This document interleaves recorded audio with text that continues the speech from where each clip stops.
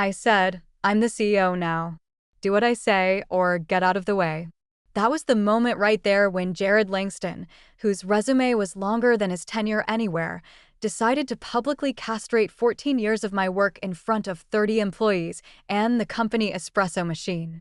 He was standing over my desk, red in the face, waving his overpriced tablet like it came with a moral high ground. His voice cracked just slightly as he repeated, louder this time so the whole open-plan floor could hear, I run this company now. You're just legacy. Got it. The phone stopped ringing. Janice paused mid-sip on her yogurt drink. A guy from logistics pretended to type, but hit nothing but the spacebar. Everyone knew something was coming, but no one knew what. I didn't argue, didn't cry, didn't even flinch. I just looked up at Jared, his hair gel holding on for dear life under the fluorescent lights, and nodded once, calm as a house fire. Then I stood, collected the legal pad I'd been using since 2013, and walked to my office. No words, no scene, just silence, because I knew something Jared didn't. Oh, and before we get any deeper, if you're the kind of person who likes watching smug jackasses face plant in front of auditors, hit that like button and subscribe. I promise the paperwork's going to bite him exactly where you're hoping. And yeah, 93% of you don't subscribe, which is fine, but it kind of feels like Jared getting promoted. You hate it, but you let it happen. Don't be like Jared. Now, where were we? Right. My office. The one Jared said I wouldn't need for long. I closed the door, pulled the blinds halfway, not all the way, never let him think you're hiding, and walked straight to the back cabinet. Not the digital stuff. He'd already revoked half my login credentials by then. I'm talking old school, 3-drawer, powder coat gray metal with a sticky bottom roller, the kind that still smells like copier toner and stale Altoids. Top drawer, HR files. Irrelevant. Middle drawer, compliance reports. Not yet. Bottom drawer, jackpot. There it was, the dusty leather-bound binder with the gold foil lettering Northwest Dynamics Corporate Charter, revised 2009. Most of the execs had never even touched it. Jared probably thought the charter was a character in Succession. But I remembered. I remembered every clause, every revision, every emergency protocol we'd passed during the 2010 restructuring when a hostile takeover threatened to gut our contracts pipeline. That's when the board named me interim chair in a proxy vote. Temporary, sure, but no one ever amended it because no one ever thought I'd need to use it.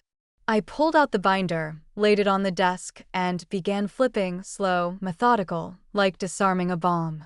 When I got to Section 3, Subsection 2.1, Board Governance and Change of Control, I felt something I hadn't felt in weeks: power. Not the loud kind Jared liked to stomp around with. Not the performative, spotlight-hogging nonsense investors mistake for leadership. This was the quiet kind, the kind that lives in signatures and bylaws, the kind that doesn't care if you have nice shoes, only whose name is on the dotted line. And mine was right there, Megan Taylor, acting chair, unrescinded, still binding. It was like finding a forgotten sword in the attic after the new king tries to throw you in the dungeon. That moment, that's when I stopped being humiliated. That's when I stopped reacting and started remembering. Every late night I stayed to review policy updates, every time I flagged a risky vendor Jared later called innovative, every time I stayed silent, not because I was weak, but because I was storing ammunition. Let him spin. Let him cut departments, rename teams, and brag about streamlining org charts like we were a salad bar. Because when the real meeting came, the one with the auditors, lawyers, and acquisition reps, he was going to need a signature. And mine was still the only one that counted. The next morning, Jared held a mandatory leadership sync in conference room A. I found out when Janice from compliance whispered it to me while nuking her oatmeal. Didn't see you on the invite, Megan. Thought that was weird. It wasn't weird. It was war. By 9:15, I couldn't access my calendar. At 9:17, I was locked out of Slack. By 9:24, my company email was miraculously experiencing issues. And at exactly 9:30, I got a calendar placeholder from HR titled Catch Up, Transition Planning. The word transition does a lot of heavy lifting in corporate America. Sometimes it means a promotion. Sometimes it means you're about to be replaced by a spreadsheet and a dude named Connor who just got his MBA in disrupting legacy systems. In my case, it meant Jared wanted a clean break, but with enough plausible deniability to keep the board from asking too many questions. The HR meeting was held in a sad beige room that smelled like nervous sweat and bubblegum hand sanitizer. Margaret from HR, God bless her, looked like she'd rather be anywhere else.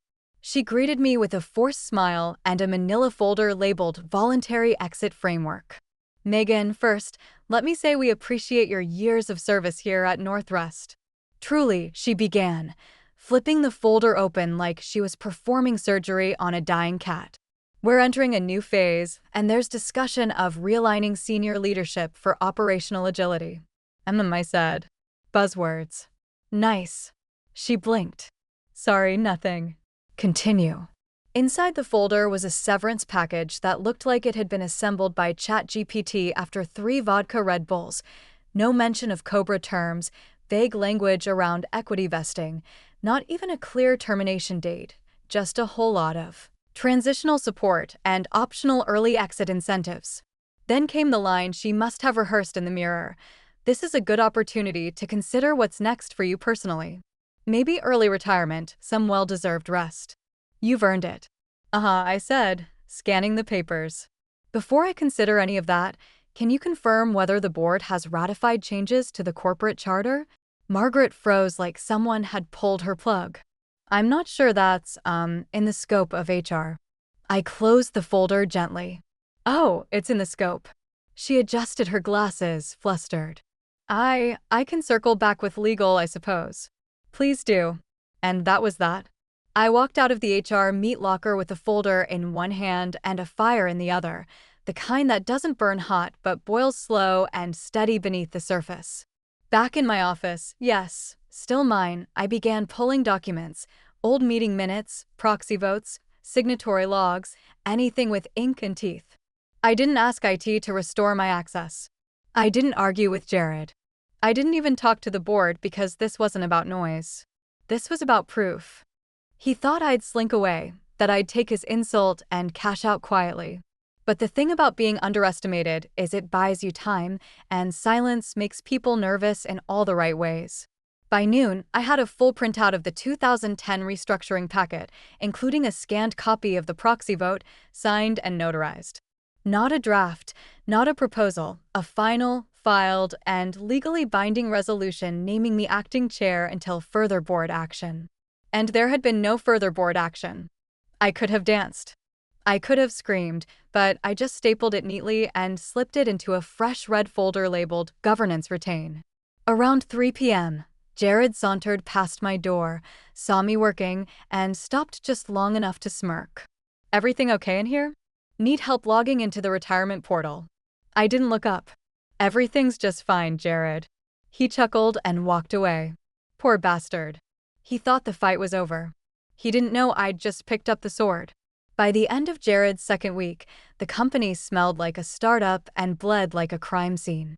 He tore through departments like a chainsaw through drywall, renamed operations to Momentum, canned the entire document control team to Analog, and declared we'd be rebranding as NXC Global because Northrust sounds like a snowplow company. He had a vision, apparently, one fueled by buzzwords and whatever podcast he was binging during his cryotherapy sessions. There were foam core posters in the break room now, slogans like "Move Fast," "Own It" set in PowerPoint font against glitchy images of mountaintops and gears. It was like getting screamed at by a text-to-speech inside a Word document. Then came the IPOs are sexy again speech, delivered at an all-hands he titled the Phoenix Briefing. Jared stood under a literal spotlight, yes, he brought one in, pacing like a deranged ringmaster. We're going to be leaner, smarter, more liquid, shedding dead weight and gearing up for something massive. Think Tesla meets Netflix meets. We don't even need a comparison. We are the future. Half the Zoom attendees muted him and did their taxes. Meanwhile, the engine of the company, the boring, efficient, quietly brilliant middle, started grinding to a halt. Vendor payments bounced because he fired the accounts payable lead who tracked cross-border tax compliance. Our internal tools broke because Jared thought using Jira made us feel small. He forced us onto a half-baked productivity platform called SprintHawk, which promptly crashed during the first system-wide update. And morale, that thing people pretend doesn't matter, it evaporated. Ruth from contracts left after 12 years. Tom from systems put in his 2 weeks and told everyone in the Slack goodbye thread that he was going to go find joy in a library basement. They weren't quitting the job. They were quitting him. I didn't say a word, not in the meetings I was still technically allowed in, not in the ones I wasn't invited to. I just kept walking the halls like a ghost with a badge. Let him pretend to be king. His crown was paper and his throne was already on fire. But what I did do, quietly over coffee, was meet with 2 of the remaining board members, Rhonda and Glenn. We met at a tiny place off Euclid Avenue that still did pour-overs and gave you exactly 1 napkin. They were uneasy. They'd both been on the board during the restructuring era and had invested too much into Northwest to watch it become a punchline with a budget. Rhonda stirred her coffee 4 times before she even looked at me. "We didn't think it would go like this," she said softly. "None of us did," I replied. Glenn leaned forward. "What's your take? Is this just posturing or damage?" "Real damage," I said. "He's not managing. He's performing, and the systems are starting to collapse." Rhonda frowned. "And the charter? He's calling himself CEO. Did the board ever finalize those amendments from the January meeting?" I didn't answer right away. Just took a slow sip of my black coffee, let the silence bloom, then smiled. Glenn blinked. "Weren't you still technically chair?" I set the cup down. "Yeah, far as I know." They looked at each other. "Has that been updated?" "Not to my knowledge," I said. "And I've got the filings to prove it." It was a soft moment, quiet, no slamming of fists or raised voices, just 2 people realizing the iceberg might have been smaller than they thought, but it was still moving. Rhonda was the first to speak. "What are you planning?" "Nothing," I said. "Yet?" That night, I made a call to my old friend in Denver, Allison Marks, corporate counsel and a walking legal scalpel. She didn't ask how I was, just said, "What clause did he violate?" "Not yet," I replied. "But he's circling." "Then let's sharpen the knives." So I did.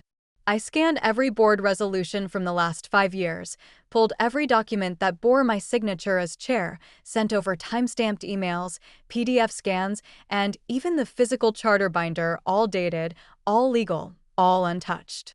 Because Jared could make all the noise he wanted, rename the building, give himself a personal parking spot, call press briefings with tech blogs no one read, but in this house, I still held the deed, and he was about to find out exactly how much that mattered. It was almost midnight when I unlocked the filing cabinet in my guest bedroom and dragged out the 3-ring apocalypse, my personal archive of Northwest board documents, M&A chatter, compliance logs, and governance relics. The binders were labeled by year and mood. One read 2010, the year everyone panicked. Another, 2015, CFO forgot to BCC. I lit a cinnamon candle because chaos deserves a cozy scent and cracked open the one labeled Strategic Restructure Voting Materials. I hadn't touched this binder in years. Dust curled off the edge like it was ashamed. Inside were gold, meeting minutes, roll calls, proxy forms, all dated, all notarized. And there it was, buried between a boring resolution about vendor protocol and a note from legal reminding everyone to update their LinkedIn titles.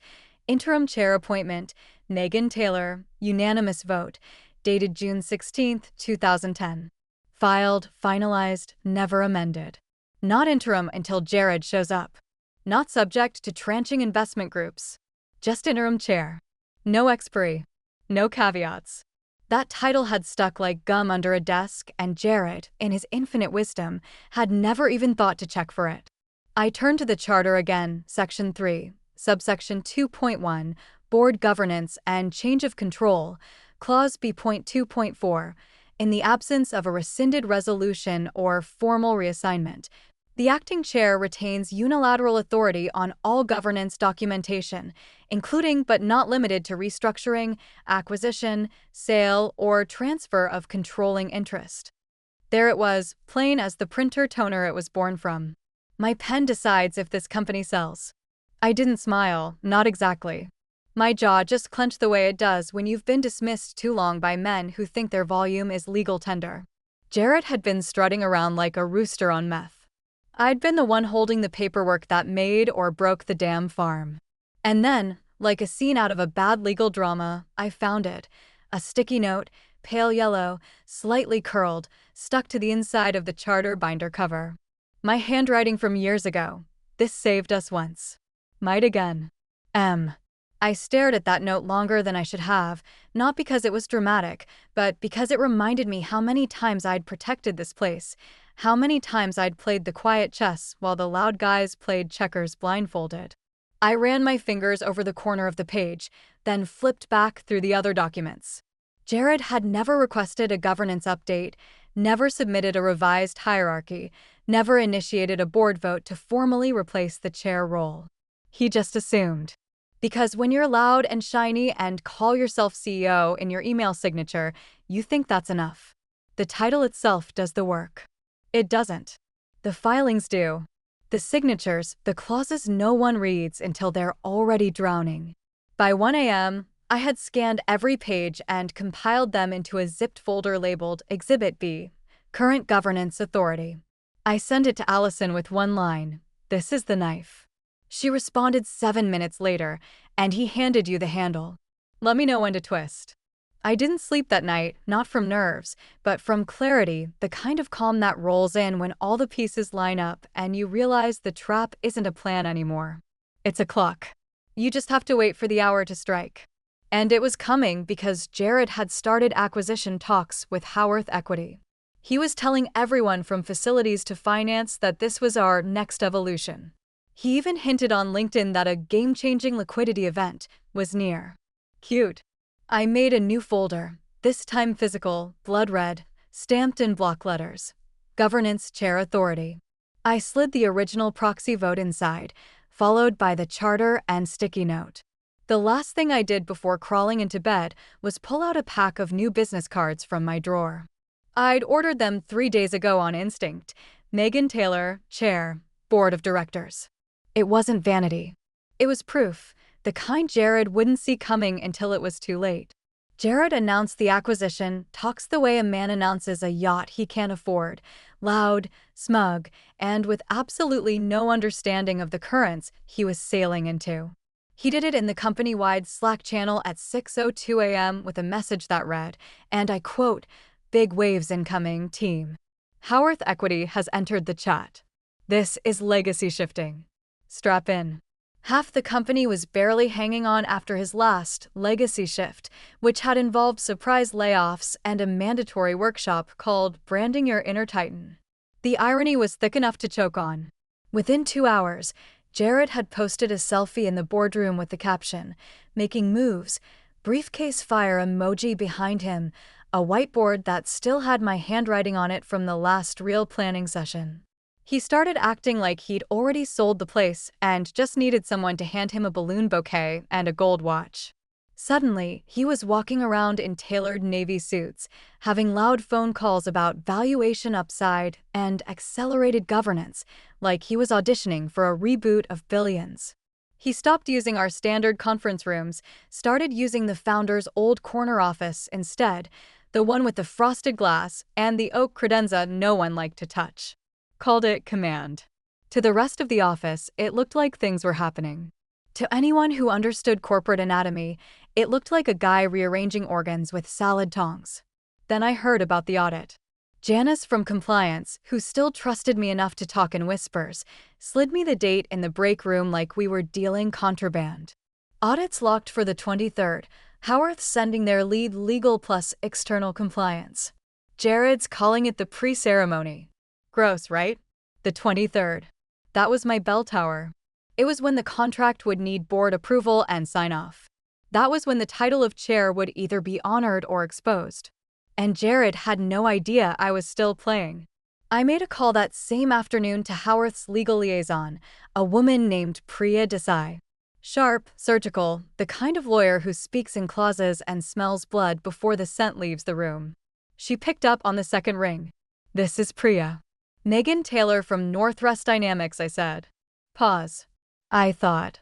I know, I said. I'm still on the governance file. I just wanted to make a brief request ahead of the audit. Another pause, shorter this time. Go on. Please ensure the corporate charter is part of your governance documentation review. I didn't explain. I didn't threaten. Just let that single line hang. To her credit, she didn't push. We'll include it, she said. Would you like a formal receipt of review? Not necessary. Thank you. Understood. Click. And just like that, the bomb was planted, silent, legal, timed. I didn't need to shout or storm into Jared's office. I didn't need to make a scene. I just needed Howarth's legal team to do what they were already paid to do: follow protocol, verify signatory authority, check the charter. That crusty, forgotten binder Jared had probably used as a coaster without realizing it contained the clause that would skin him alive in front of the board. That night, I updated my email signature: Megan Taylor, Chair, Board of Directors, Northwest Dynamics. Then I printed a fresh batch of business cards, matte finish, no frills, black serif on cream stock, authority without theater.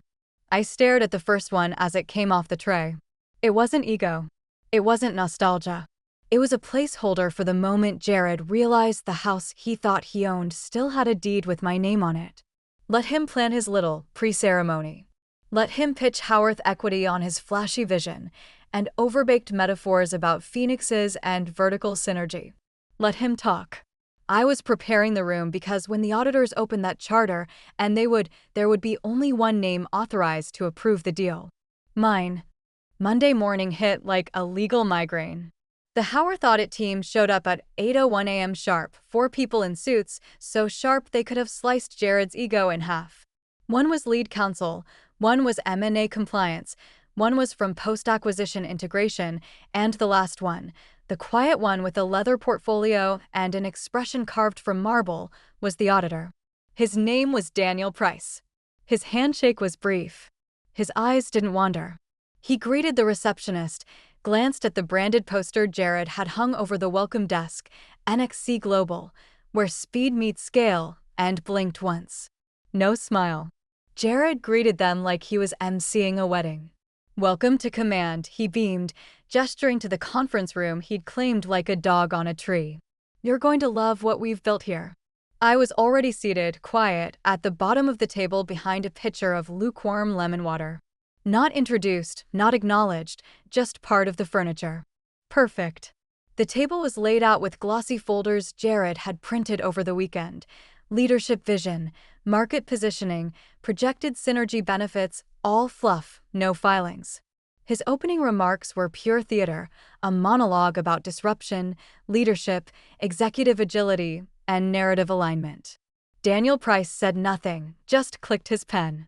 10 minutes in, Priya Desai, the one I'd spoken to on the phone, walked in late, glanced at me once, then sat down without a word. She knew. Jared was mid-sentence, something about frictionless culture stacking, when Daniel finally raised a hand. Let's begin with governance, he said, voice dry as a tax form. Jared blinked, then snapped his fingers at his assistant, who rushed over with a branded binder. Absolutely. You'll see in here, we've streamlined the reporting chain, removed redundant oversight, clarified the role of the CEO, a role so decisions happen with velocity. He tapped the cover. That's the updated org structure. Clean, agile, post-traditional. Daniel didn't even look down. We'll need the original corporate charter. Jared blinked. Sorry, the original? Not the abridged or internal-facing version, Daniel said. The filed, binding charter. Jared forced a chuckle. Right, of course. I mean, we've modernized our structure so that document's more symbolic than functional at this point. Daniel didn't blink. Legally binding symbols tend to matter, especially when determining who holds final authority over change of control events. I felt it then, a pause, just a flicker in the air, the way a room holds its breath before lightning hits. Jared glanced at his assistant again, who whispered something, then scampered out. Daniel folded his hands. While we wait, Ms. Desai, can you walk us through any known amendments filed with the board since the last public resolution? Priya's voice was measured. None that I'm aware of. And who currently serves as board chair? Another pause. Jared cleared his throat. I mean, well, we're in the process of streamlining that. I act with full executive. I didn't ask about executive operations, Daniel said, voice still polite but steely. I asked who holds the title of board chair for your governance filings. Silence. Then the door opened again. Jared's assistant walked in with a massive black binder I recognized the moment it hit the table. It still had the gold foil imprint, still smelled faintly of copier ink and responsibility. Daniel opened it slowly, flipped past the table of contents, stopped somewhere in section 3. His brow furrowed. He flipped back a page, then forward again, and then he said it. Strange. Everyone turned. He looked up, eyes narrowing. This lists Megan Taylor as chair.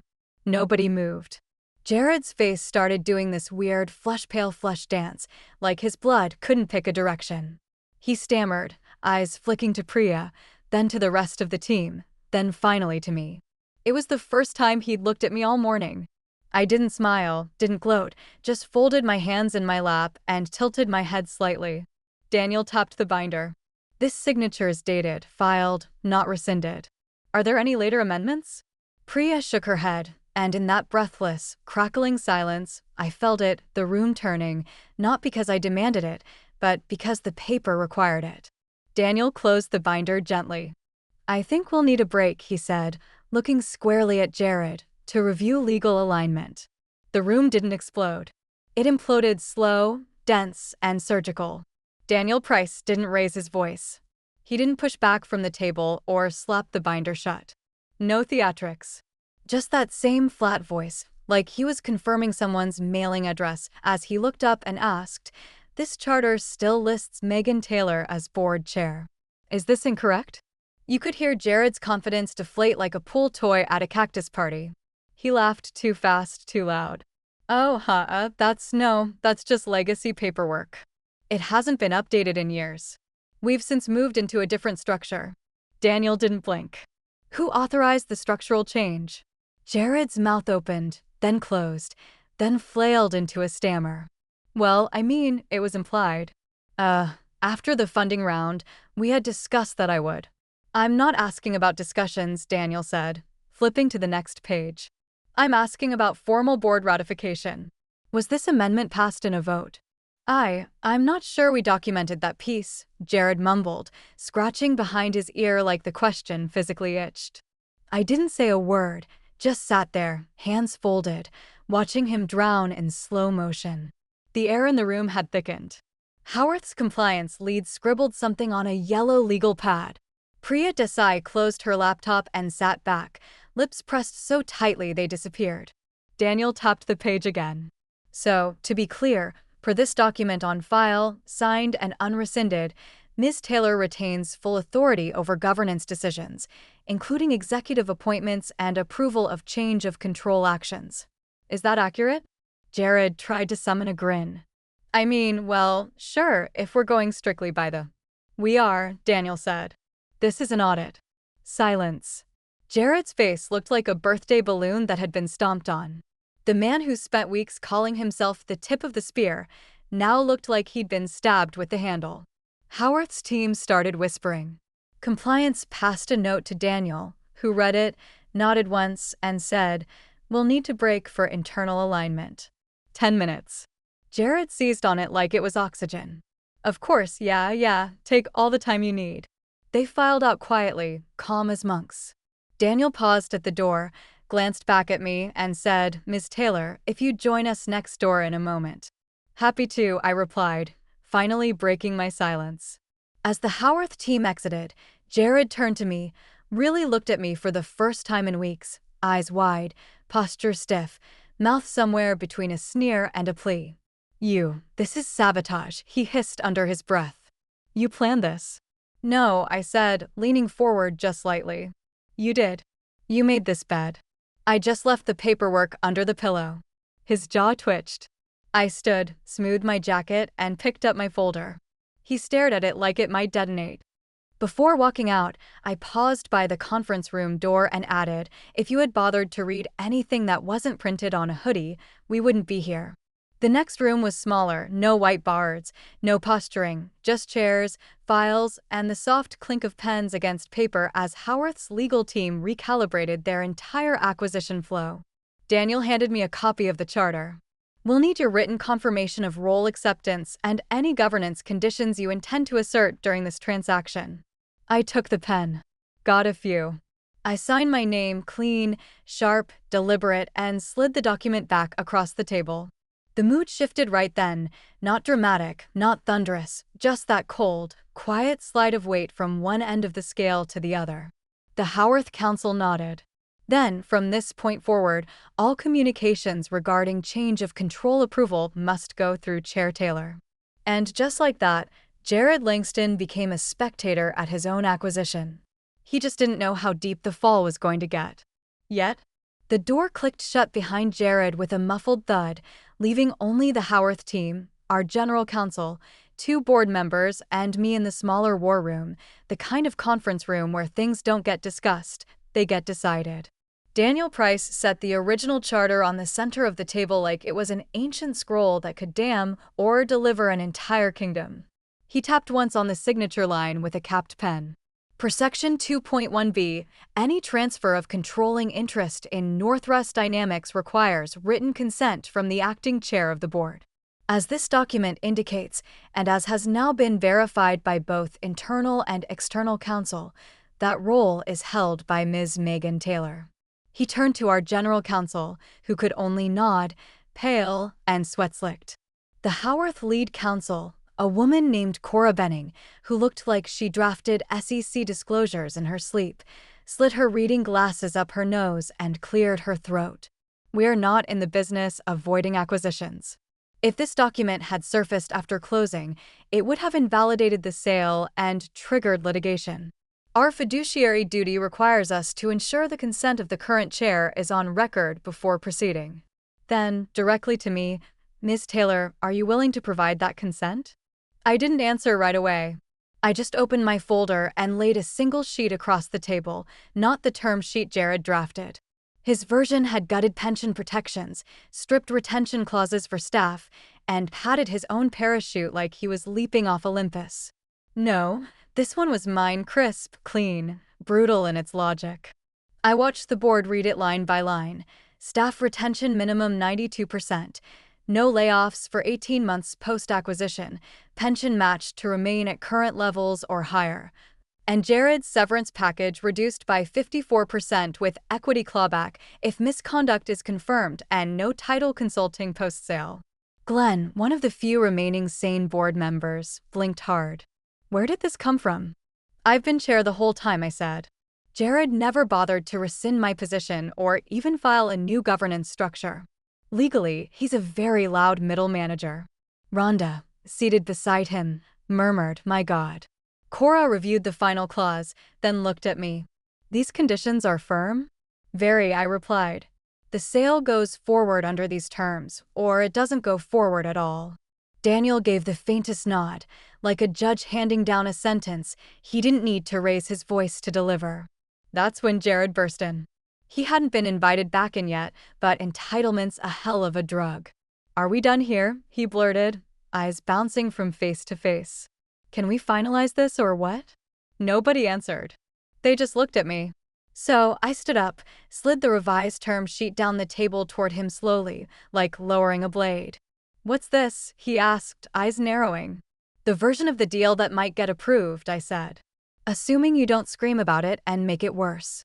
He snatched it up, skimmed, then stopped cold. You could literally see the blood drain from his face. His hands trembled just slightly at the bottom of the page where his severance had been reduced from 7 digits to something that barely bought a condo in Miami. "What the hell is this?" "It's your new parachute," I said calmly. "Smaller, fewer gold threads, still functional unless you rip it on the way down. You can't just."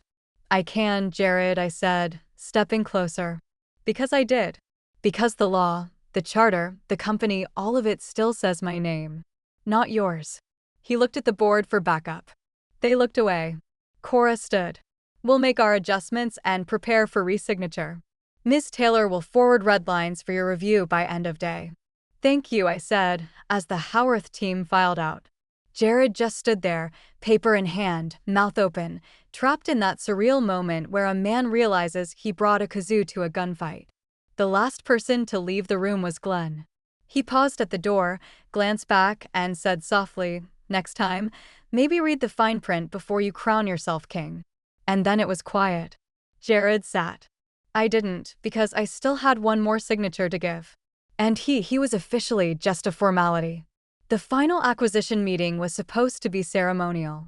Jared had built it as a victory lap, even going so far as to order custom notepads with NXC/Howarth, one future printed in soft gray script along the top.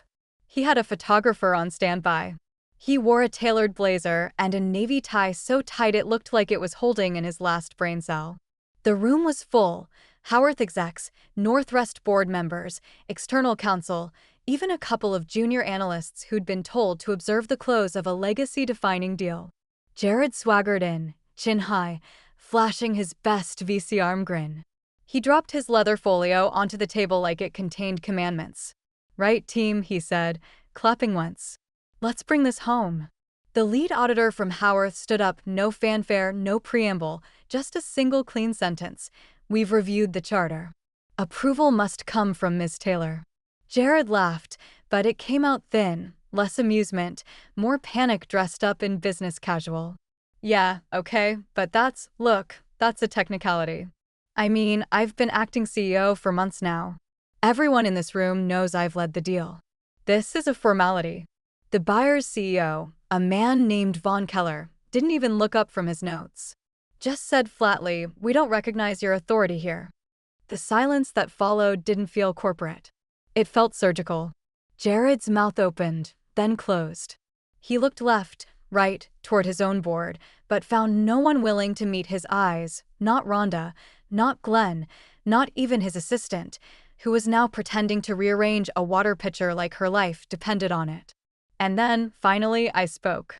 "I'll approve," I said, voice calm, "with my conditions." I slid the revised term sheet across the table.